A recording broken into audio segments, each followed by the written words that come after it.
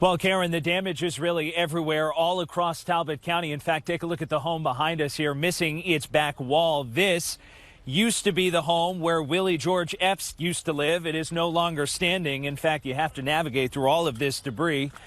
In his front yard right here, looks like his dryer machine. Right over here, this used to be the floor to his kitchen.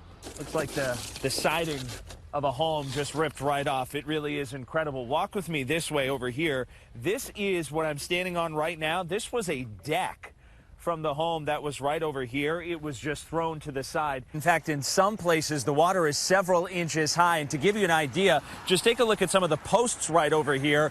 Half of those posts are already underwater. Walk with me around the corner. Look at this metal right here that was simply bent and torn and ripped so easily. So as this rain continues, it's bringing with it that powerful wind. They crawled out of the window just so they could escape this fallen tree. We are live right now inside of a Waffle House. This is as close as we can possibly get to the scene. Let me set the stage for you where we are on Windy Hill Road.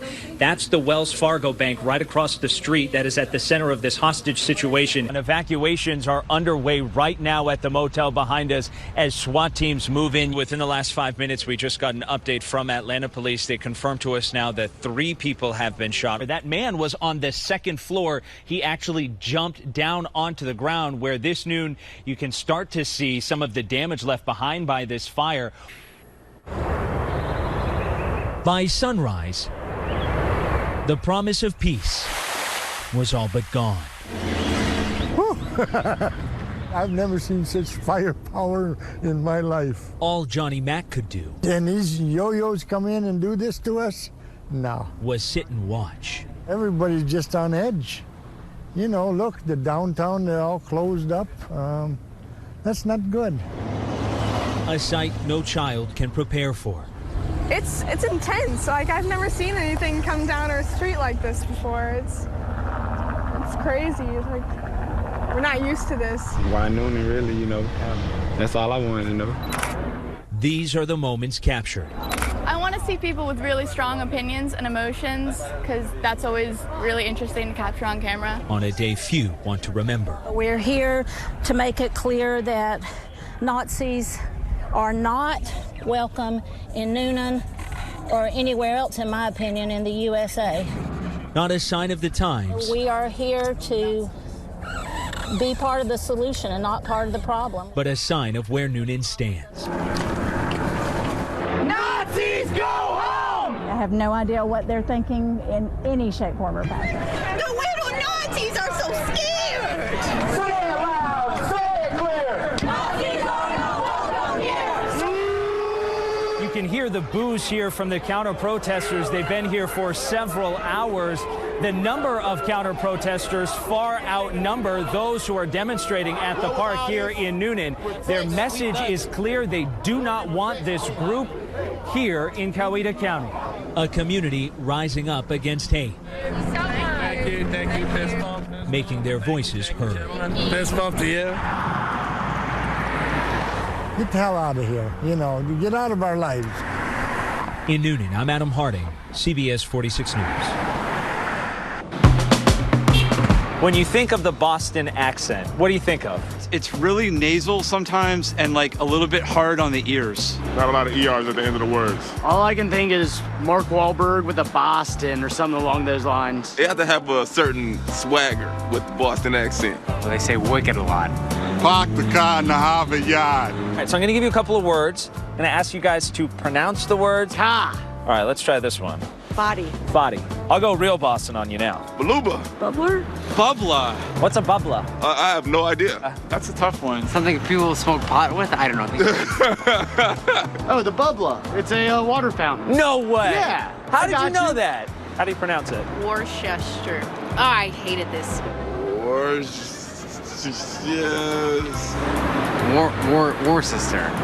Worcester? Is that German? Like, what is that? Worcester. Worcester, yes. Worcester. Wow, you gotta be kidding me. Ketchup? No, it doesn't say ketchup. That's a U. That's a U? That's a U. Bangalooey? Bangalooey. What does Bangalooey mean? I got a Bangalooey. Was that spitting? Like hawking a loogie? Are you serious? Bang a left. What? Bang a Louie. Bang yeah, a Louie, bang a yeah, left. bang a Louie. And if you bang a Yui, you're making a U-turn. How do you pronounce it? Grinda? So, I think you want me to say Tom Brady's a grinder. Is that a G? Grinda, right? Is that a sandwich? Is this really what you guys say in Boston? Man, these are some serious Boston words. They're wonderful people. So we had a lot of fun, and you can have a lot of fun when you come down here to the Super Bowl experience. Remember, it is open all week leading up to the big game, and the doors open this afternoon. Fun for the entire family. We had a lot of fun with that one. I'm sure Gervier and Tracy, no surprise, I am from that region. A lot of people tell me they don't believe me because I don't sound like I'm from Boston. But that's where I come from. So it was fun to just see if anybody could understand what the heck we were talking about. That's why we can't understand you some days, so it all makes sense.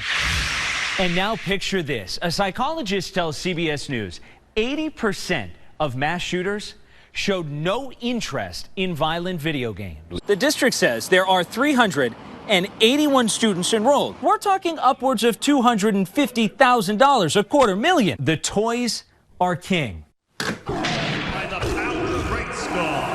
This is where his imagination comes to life.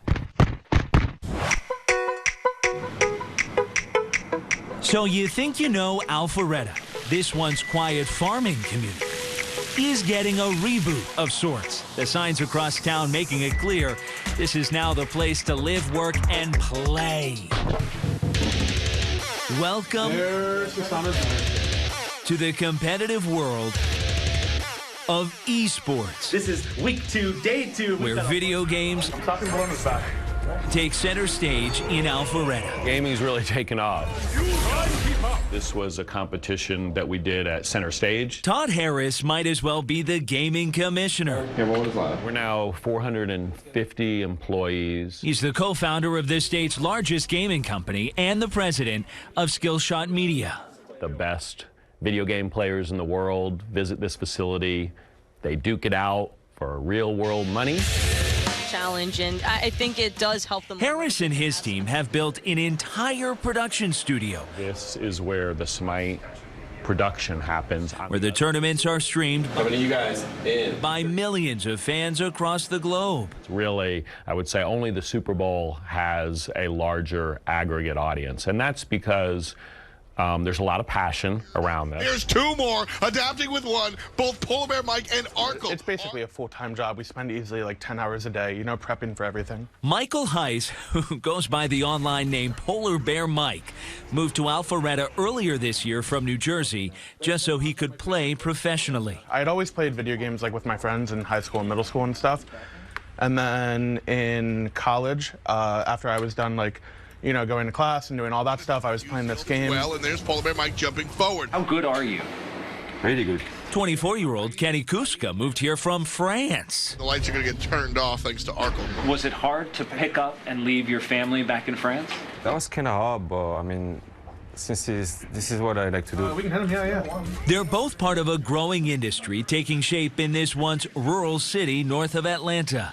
I think Alpharetta has deliberately branded themselves as a tech city pretty successfully. And when we started before Hi-Res, the road out here was pretty much a dirt road. There was really no development back then, 20 years ago. Today, the gizmos and gadgets, even the games, it's a global product, have helped Alpharetta become one of the Metro's largest cities.